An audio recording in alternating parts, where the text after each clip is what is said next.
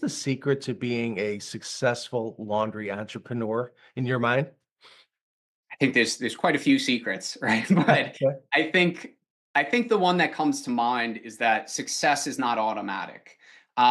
There's one side where people will say, "Oh, it's passive" or "It's not passive," but I think a lot of people they view laundromats similarly to a real estate investment, where they can buy it, set it up, and it runs passively in the background. And I Yeah. think you need to treat it as a business, not just a cash flow investment. Right. Above and beyond that, I think it's really important to focus on the customer experience.